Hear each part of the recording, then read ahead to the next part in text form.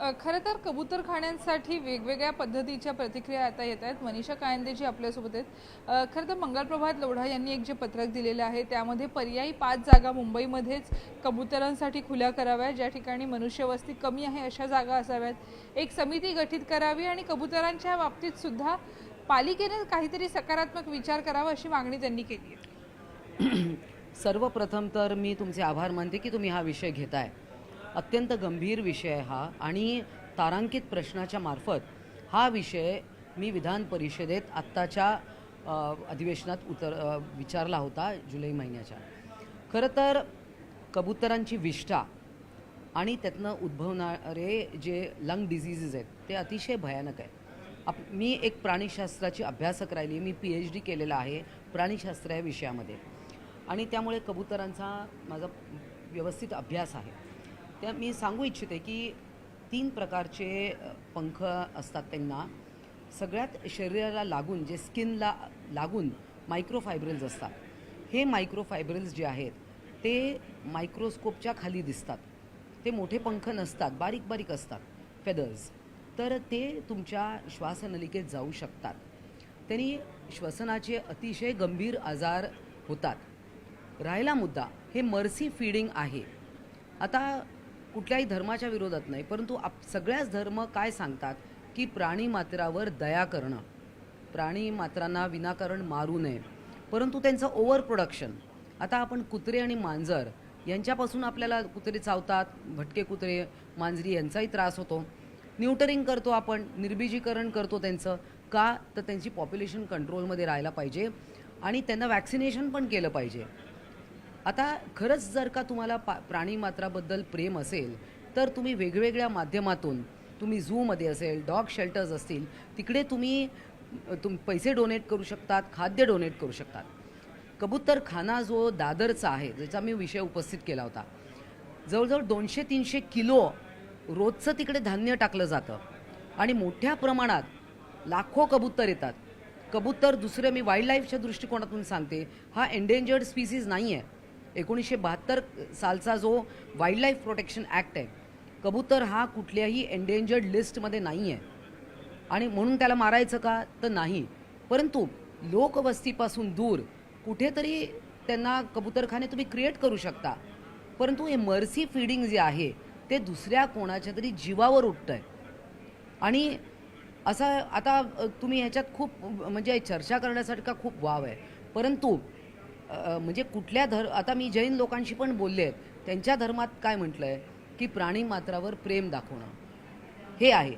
तुमच्या पायाखाली पण कोणी मरू नये म्हणून बिना चपलानी लोक चालतात, तोंडावर पट्टी लावतात, मास्क लावतात, कारण तुमच्या तोंडातून नाकातून एखादा जंतू जाऊ नये, तो मरू नये, इतकं आहे। परंतु हे आता आपण कोरोना काळात आपण पाहिलं, मग आपण या रोगांच्या विरुद्ध का लढतोय? झूनॉटिक डिझीजेस ज्याला म्हणतात, जे प्राण्यांपासून मनुष्याला येतात त्याला झूनॉटिक डिझीज म्हणतात। हे झूनॉटिक डिझीज आहे आणि जे लोक आता दादर कबूतरखान्याला रोज रात्री आंदोलनं करत आहेत त्यांना हे समजून सांगण्याची गरज आहे। ते म्हणतात आम्हाला होत नाही आहे, it is one of the reasons. पण जर का लंग डिझीज कॉज करणारा वन ऑफ द रिझन्स आपण बाजूला करू शकलो तर त्यात काय चूक आहे, हे समजून घेण्याचा विषय आहे।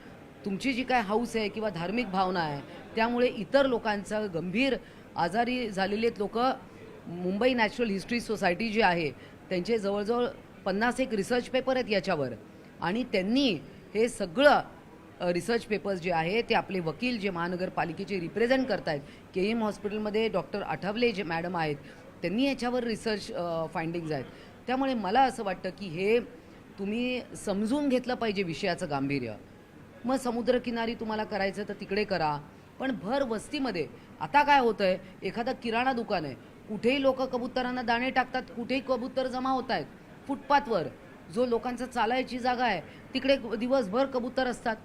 हे तुमच्या घरात घुसतात, त्यांची विष्ठा, त्याच्यामध्ये एक प्रकारचं फंगस आहे, हे अत्यंत घातक आहे। मग मला एक सांगा, अजून एक मी तुम्हाला मुद्दा सांगते। गुजरातमध्ये पतंग महोत्सव होतो, किती पतंग, ते काचेच धाग्याला, जे पतंगीच्या धाग्याला जे काचेचं आवरण असतं त्याच्यामुळे कितीतरी पक्षी मरतात केवळ कबूतर नाही, कावळे, ईगल्स, खूप प्रकारचे पक्षी ह्या पतंग महोत्सवमध्ये मरतात. ॲम्ब्युलन्स किंवा गाड्या लागलेल्या असतात ते मेलेले पक्षी उचलायला. मग त्याचा का नाही तुम्ही विरोध करत? त्यामुळे हे अतिशय गांभीर्याने याच्याकडे विचार केला पाहिजे, याच्यातलं सोल्युशन काढलं पाहिजे.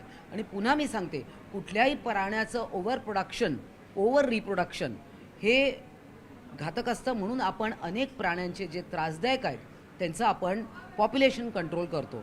तर तुम्ही समजा 200 किलो जर का तुम्ही धान्य रोजचे टाकत असाल एका स्पॉटला, मग काय होणार?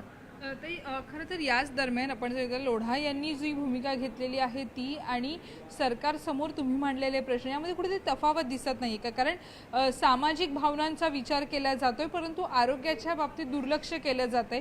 लोढांनी हे पत्रक दिल्यानंतर कुठेतरी महायुतीमध्येच याबद्दलची वेगवेगळी मतप्रवाह दिसत आहेत. नाही, याच्यावर खरं तर सखोल चर्चा व्हायला पाहिजे. कोर्टात या सगळ्याचा व्यवस्थित खल झालेला आहे, सगळ्या आर्ग्युमेंट झालेल्या आहेत. परंतु माझी विनंती आहे, मला एकदा माननीय मंगलप्रभात लोढा माझ्याकडे म्हणाले की याबाबत, पण मी म्हटलं याच्यावर सोल्युशन एक आहे की तुम्ही जिकडे लोकवस्ती नाही तिकडे करू शकता. आणि मर्सी फीडिंग जे आहे, जर का प्राणीमात्राबद्दल प्रेम दाखवायचं तर विविध प्रकारे अन्य प्रकार पण आहेत ना की त्यांच्यावर आपण प्रेम दाखवू शकतो, त्यांचं जतन करू शकतो. आणि परत मी सांगते, हा एंडेंजर्ड स्पीसीज नाही आहे. असे रोजचे एंडेंजर्ड स्पीसीज किती मरत आहेत, क्लायमेट चेंजमुळे असेल, त्याच्यावर पण आपण विचार करायला पाहिजे. पण हे आता काही लोक म्हणतात आम्हाला तर इथे रोज आम्ही कबुतरांना खायला घालतो, आम्हाला झाला नाही रोग. तुम्हाला झाला नसेल तर आनंदाची गोष्ट आहे, पण ज्याच्यामुळे आणि हा जो होतोय निमोनियायटिस, त्याच्यामुळे जो होतोय कबुतरांच्या विष्ठेमुळे आणि पंखामुळे, तर हा लवकर लक्षात येत नाही. तो ऑलरेडी तुमच्या शरीरात चांगला एस्टॅब्लिश झाला, लंग्सची तुमची इलॅस्टिसिटी लूज होते आणि तेव्हा तो तुम्हाला लक्षात येतो की हा झालेला आहे म्हणून. नक्कीच, धन्यवाद आमच्याशी संवाद साधल्याबद्दल. तर मनीषा कायंदे यांनी आपली भूमिका स्पष्ट केलेली आहे. व्हिडिओ उमेशसह सुस्मिता भदाणे पाटील, न्यूज 18 लोकमत, मुंबई.